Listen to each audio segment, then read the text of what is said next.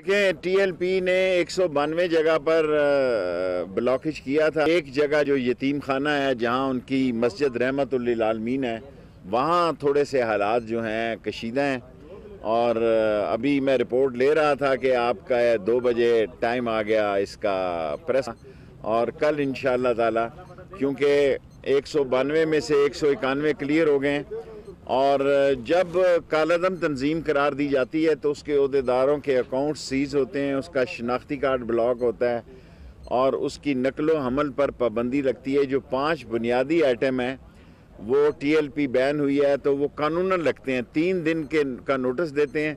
3 दिन का नोटिस दिया है, 1 महीने के अंदर अंदर उन्होंने हमें जवाब देना होता है। और अगर इसको डिसबैंडन करना है तो उसके लिए लॉ मिनिस्ट्री और अटारनी जनरल और फ़रोग नसीम साहब वो इस पर काम कर रहे होंगे, वो फिर रेफरेंस जाएगा। वो जी कोई मज़ाकरात का अमल इस वक्त ना जारी है, ना मेरे नोटिस में है।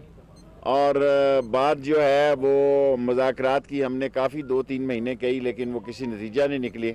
वो हर सूरत में अपने एजेंडे से पीछे हटने के लिए तैयार नहीं है, तो हुकूमत को अपनी रिट कायम करने के अलावा कोई चारा कार नहीं। जैसे प्राइम मिनिस्टर, जैसे वजीर आज़म ने कल कहा इमरान खान ने कि आप 1 अरब लोगों की इस तरह मुसलमानों की नामूस रसालत की तौहीन नहीं कर सकते। और कल फिर एक बहुत ज़बरदस्त बयान दिया है इमरान खान साहब ने, जैसा यूनाइटेड नेशन में दिया था, और मुझे उम्मीद है कि कल फिर भी वो देंगे इस्लामाबाद की एक मीटिंग में, क्योंकि हम किसी सूरत में भी नामूस रसालत पर बात नहीं आना देना चाहते।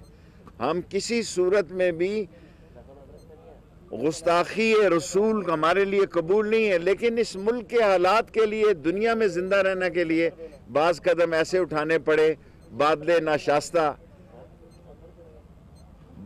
ना खास्ता ऐसे कदम उठाना पड़े जो कि हम ज़हनी तौर पर तैयार नहीं थे। पाबंदी लगानी पड़ी और कुछ हमारे पुलिस के जवान भी शहीद हुए, कोई उधर से भी लोग जाँ भाग हुए। सो ये सिलसिला 20 तारीख तक अभी उनकी तरफ से जारी है और 20 तारीख तक उनके डिसबैंडन होने का भी फैसला हुकूमत कर लेगी और काबीना में लेकर जाएंगे। शेख साहब, दारुल हुकूमत इस्लामाबाद और रावलपिंडी के वासियों को 20 तारीख को रास्ते खुले मिलेंगे या कंटेनर लगाए जाएंगे? अल्लाह के हुक्म से पूरी कोशिश होगी। रावलपिंडी, इस्लामाबाद के रहने वाले और सारे मुल्क के रहने वाले इस वक्त भी जीटी रोड और मोटरवे और तमाम रोडें और मरी एक्सप्रेस वे और मरी रोड सब खुली हैं। इस्लामाबाद एक्सप्रेस वे सब खुली हैं। इंशाअल्लाह ताला 20 तारीख को भी खुली हैं।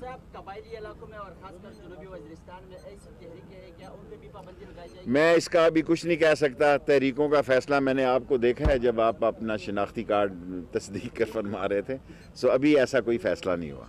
बताइएगा कि जहांगीर तरीन जो है उनके घर में जो अरकान सूबाई असम्बली है वो जमा हो रहे हैं, 30 के करीब जो है उनका कल वो शामिल हुए।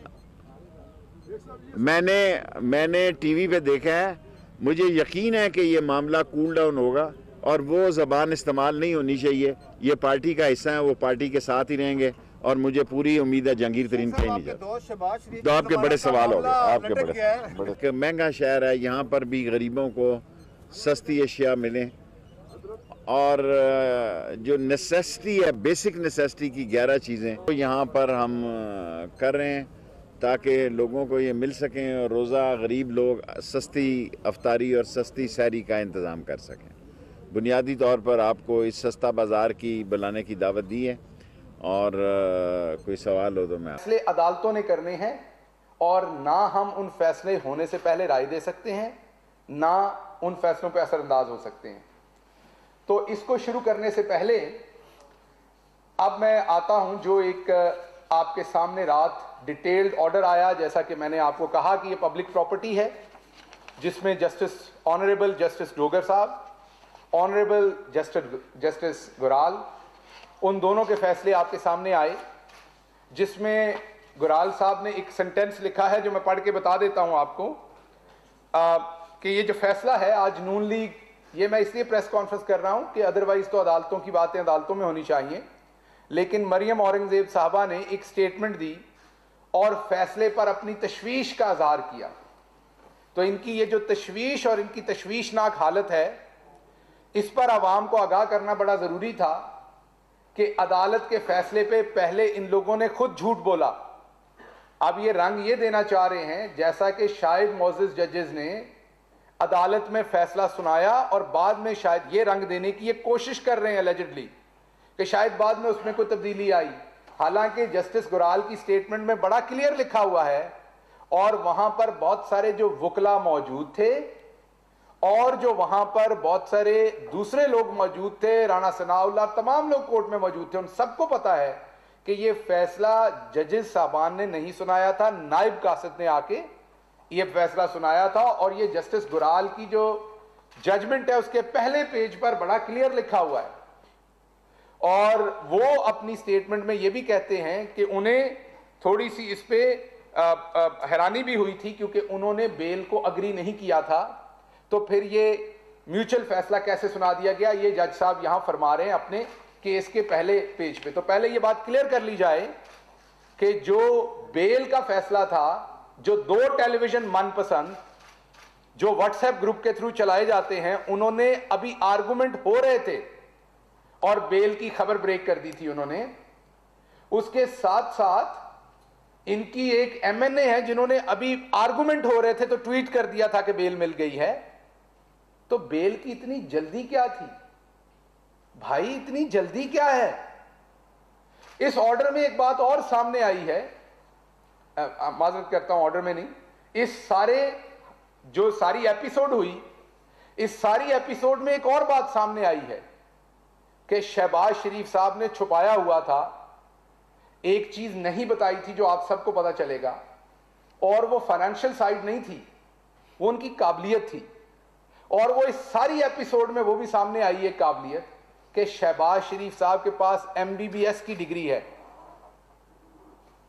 वो कौन सी डिग्री है वो मैं आपको भी बताता हूं। वो है मियां बीवी बच्चों समेत, जो कुछ लुटिया है मियां बीवी बच्चों समेत लुटिया है, डिग्री इन्हां दे कोल। वो कैसे, मैं अभी आपको एक्सप्लेन करता हूं। तो आप ये जो हमें बताया जाता है ना, ये अमीर टब्बर सी, मैनू आज पता लगा साढ़े तो भी गरीब सन, जो कुछ इन्होंने आप मन्निया जाके उठे, आज मैं आपके सामने रखता हूं ये रईस टब्बर के हालात थे क्या और आज क्या है। तो आप खुद हिसाब लगा लेंगे कि ये जो MBBS की डिग्री है ये इन्होंने कितने सालों में और कब ली। सबसे पहले, ये मैं नहीं कह रहा दोबारा, ये केस के फैसले के मंदरजात कह रहे हैं, जो प्रोसिक्यूटर और नैब का रेफरेंस है उस हवाले से।